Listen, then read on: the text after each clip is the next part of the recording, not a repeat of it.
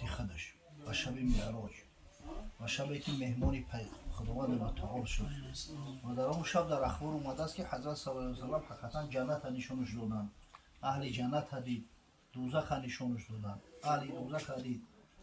بعضی همینجا بعد در مشکلی میغلطن که اوخی حالی قیامت نشیده است، تو زمان قیامت قایم نشود جنتی ها را وارد جنت نمیکنن، دوزخی ها را در دوزخ نمیدرارن.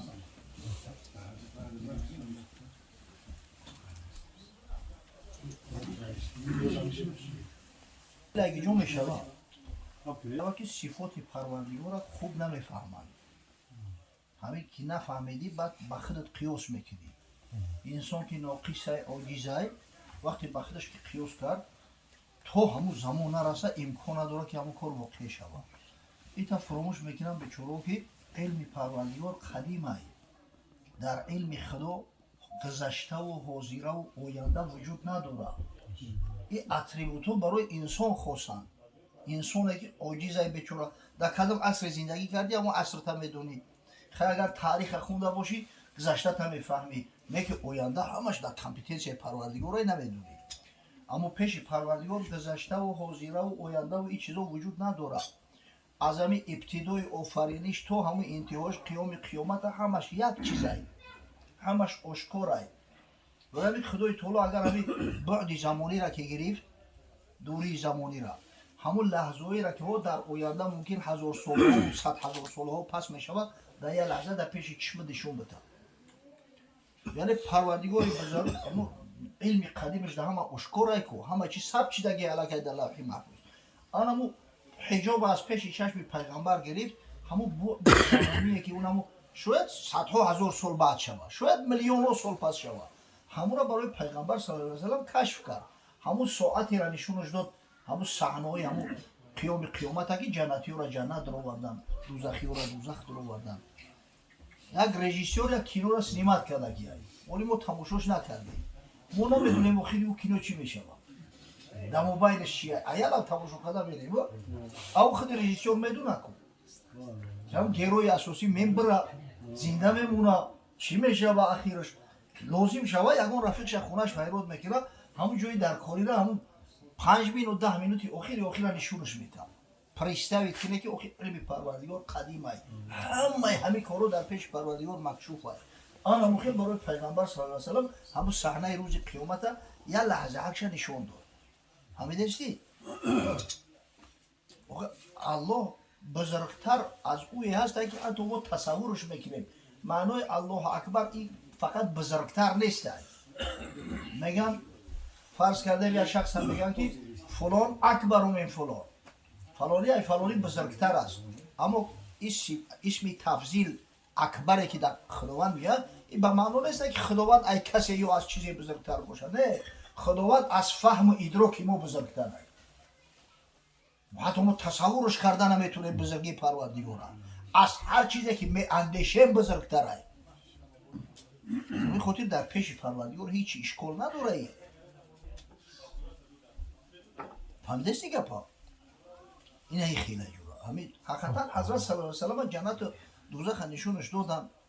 میگه اوریت الجنه اوریت النار، دوزخ نشون دادن، جنت نشون دادن. اهل جنت صفات میکنن در چه حالت بودن، اهل دوزخ عذاباشون رو بیان میکنن. برای که خدای تعالی حجاب پیش چشمش گرفت. نه فقط در شب معراج، در این زمینه بعضا خدای تعالی جنت براش نشون میداد. ولی در صحیح بخاری روایت است حضرت بوره میگه همراه قوم نماز میخوند، همراه صحابیان در حال بین نماز دست شبورده و قفا کشید. بعد نماز سوالش کردن صحابه که یا رسول الله لما کعکعتا، چرا کعکع کردی؟ کعکعتا یعنی که دست پیش بردیم و قفا کشیدی.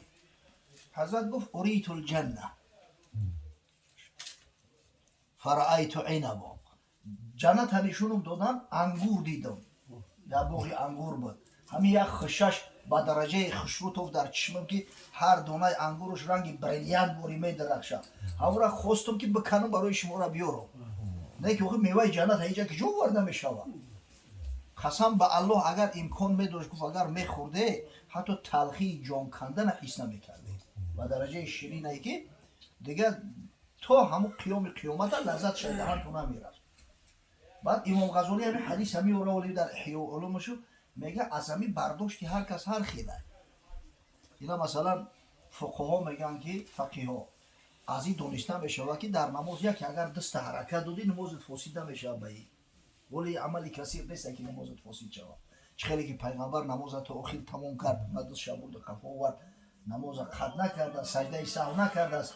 پس این عمل موقعی نماز نیست.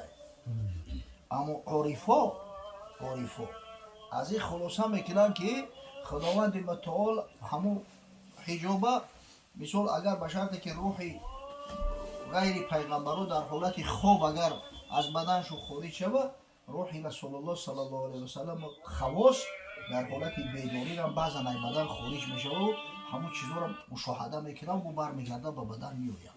این خیلی خلاصه میکنن. هاوشی نه اما حدیثی که میگه فرزندوش چیکار که حضرت بودن اومدگی که مقصد طرف فرزندو اینه کافر یا مسلمان. بله همون را ما خیلی همه خدای تعالی ای پیش آدم علیه السلام ذریعه شهر باشه اینا میگن یه مرچه گوری مایده خلق کرد همه استودگی ای انا در پیش آدم علیه السلام که آدم علیه السلام از نظر بعد زمانی میدونی چقدر دور است همه اون را دید. حتی میگه یاد شدید هم بعضی وقتی خشرو چشمکش کبود به حد صاحب جمال سفید پوست گفت این کیه؟ گفتن فرزند داوود علیه السلام. گفت بچه خشرو بود است چند سال عمر میبینم؟ گفتن 60 سال. بچه گفت اینقدر کم بده است.